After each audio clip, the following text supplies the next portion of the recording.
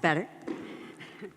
Good morning, everyone. My name is Kim Spirou, and I'm with the Rotary Club of Essex. And I could begin my presentation by expounding with you on some staggering statistics, like the fact that 2 billion people around the world don't have access to clean running water, half of them in Africa. And they walk miles just for a few cups. And I could tell you that in much of the world, the burden of fetching water actually mostly falls to women and girls who spend nearly 40 billion hours a year collecting water. And I also could mention that the UN tells us that every 21 seconds, a child somewhere in the world dies of a waterborne illness, a harrowing statistic to be sure. Finally, I could tell you that diseases like cholera, typhoid, dysentery, hepatitis are all caused by consuming tainted water. And that can result in diarrhea, which can last for days or weeks, and often, if persistent, can cause death due to fluid loss. Young children are especially at risk. Indeed, millions of people around the world are risking their health virtually every time they take a sip of water due to poor sanitation conditions in our world. But I would rather tell you a short story that will help put the human face on this dire situation. Meet baby Kwame Anka, a little guy who from birth faced formidable challenges. Born a few weeks premature, we encountered this little one at the Spirou Clinic in Ghana. He was only 9 days old and already apparently failing to thrive. His mother died giving birth to him, and his grandmother, Esther, had very little money. And what little she did have, she managed to scrounge some formula and sadly diluted it with contaminated water. As we carefully unwrapped this little baby from the rags he was swaddled in, he scarcely moved. His chest was sunken, his ribs were protruding, and then suddenly his eyes opened, his beautiful eyes, and I was so relieved to see this sign of life. We gently unfastened his diaper and saw that he was clearly dehydrated from diarrhea.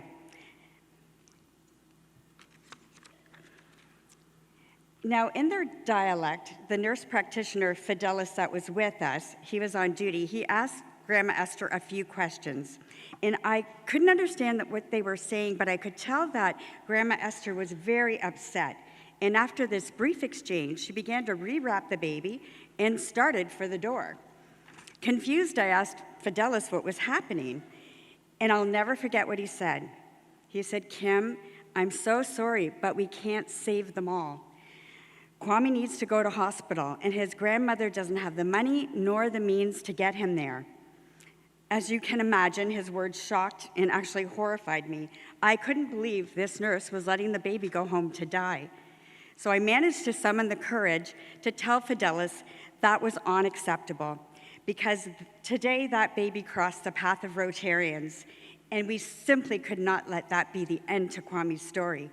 So I quickly phoned Father Stephen Giassi, our Rotarian partner in Ghana, and I gently told him I was going to hijack the team bus and take the baby to hospital, and along with the grandma, and the hospital was in Fosu, about 20 minutes away. I have to tell you, Father Stephen was not too happy with me and asked me to give him some time to further investigate the situation. But again, I pushed back and firmly told him Kwame did not have time. The situation was urgent, and that's when Father Stephen finally agreed to call the hospital, let them know we were coming, and he said he'd meet us there. Now, when we arrived at the hospital, a nun in charge of the ER greeted us and ushered us very quickly into a triage area, where to our relief, a doctor was waiting. She examined baby Kwame, and within 15 minutes admitted him to the pediatric ward, where an IV was inserted into his teeny tiny arm, which started the process to rehydrate him and to administer the antibiotics he needed to cure cholera. Our team visited the pediatric unit every evening over the 8 days during his admission, and we watched Kwame slowly recover and begin to thrive. Once he was discharged, we even got the opportunity to drive him home to reunite him back with his grandma Esther. Fast forward, this is a picture of Kwame 3 years later. He is, he's so cute. He is a very busy, boisterous toddler who, according to his grandmother, is a growing concern. Now, this experience taught me that water is a life force that impacts human health as no other element on Earth. And it was this experience that fueled my passion for water projects. Thankfully, Rotarians all over the world, including our 2 districts, share this passion and are working so hard to increase access to water. Since 2014, I am very excited to tell you that our district has bore drilled 53 water wells just in the central region of Ghana alone. And I know my friends from Windsor 1918 have done over 100 in Ghana. So we are working really hard to change this situation. And in fact, this past fall, we commissioned 8 new water wells on our trip to Ghana. And these wells are providing hundreds of thousands of people with clean water. Children like Kwame are no longer dying needlessly, and the overall health of communities has radically and statistically improved. Now, most of the wells we drilled are mechanized, and that means that piping can be extended to allow for the location of taps in multiple areas of a village.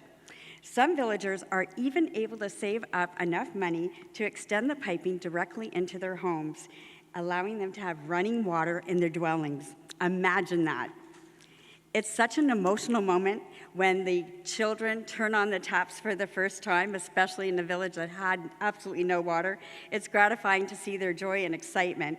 And it also means for the girls that they can attend school more regularly and no longer have to carry those heavy containers over rough terrain.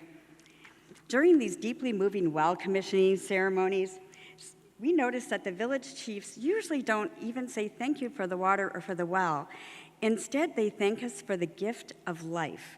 For them, water is life, and it's a gift that lasts for generations.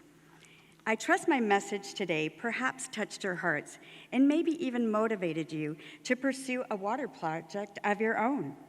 The next time a club asks for help with a water or sanitation project, my fervent hope is that you will remember Kwame's story and you will say yes, joining the legion of Rotarians all around the world, committed to transforming lives one well at a time. Thank you.